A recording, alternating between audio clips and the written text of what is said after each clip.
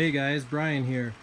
I wanted to take a minute and show you some of my mining rigs and also go through some of the different designs that I've had over the months, years, and some of the experiences I've had in taking something that was sort of a hobby with a couple GPUs up to something in my basement with, upwards of 50 GPUs.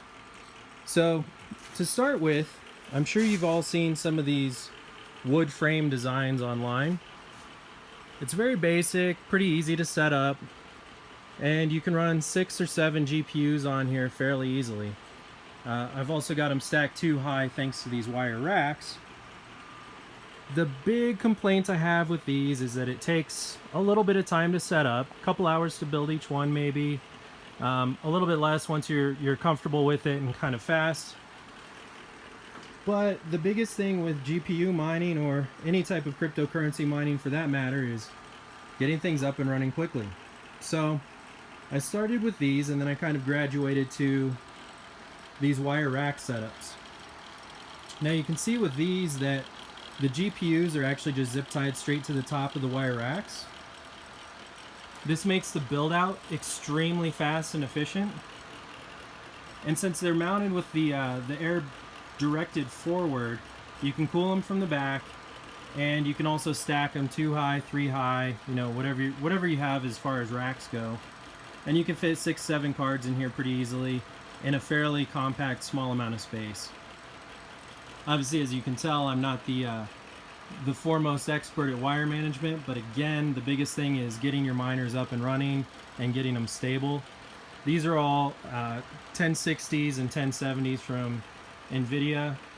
I prefer those cards over the AMDs, but I do have some AMDs, and that's sort of my 3rd generation rack over here. Now with these, I started running the ASRock H110 Pro BTC Plus motherboard, which supports up to 13 GPUs.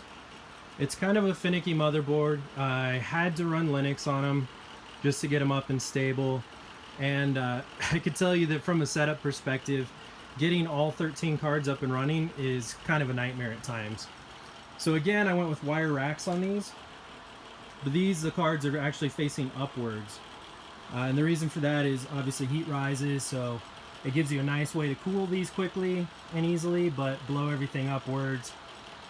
The positive about these boards, you can run 13 GPUs, and you can get rid of the need to buy an extra motherboard, buy extra RAM, buy extra GPU or CPUs for that matter, and it saves some costs. I can build 2 of these for the price of for a little bit less than I could build 4 of these other systems for.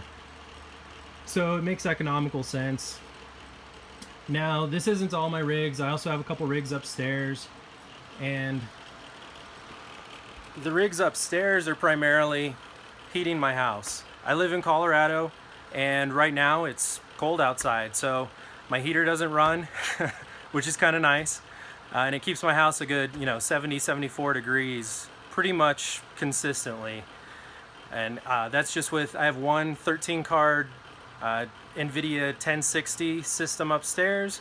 I've got a couple other AMD 470s, and then obviously these downstairs in the basement, which heat the main level of my floor nicely. Now, some other things you're going to have to think about when you actually scale to this sort of size setup is I had to run 3 20 amp circuits into my basement. And so if you're not comfortable with electrical, that's an expense. It's also taking, some time to set up. And it can be, sort of daunting, again, if you don't have that experience behind you. The other thing is, as much as we'd like these to be, these setups aren't plug and play and hands off. You're gonna have to spend some time experimenting with overclocks, underclocks, undervolting, and then have a system to actually reboot these remotely if something does happen. So I'm running some Wi-Fi power outlets. Those have some problems too when you're running these 1200 watt power supplies like most of these systems run. Sometimes those remote power outlets are only rated for 1300 watts, 1400 watts, and so they tend to blow out over time. So I've gone through a couple of those. That's kind of the main things to think about. I'm going to do a series of videos here. I'm going to go in depth on some of these subjects, kind of tell you why, even though you think you're paying 7, 8, 9 cents a kilowatt hour through your electric company, you're probably paying more than that because of the demand charges and things like that.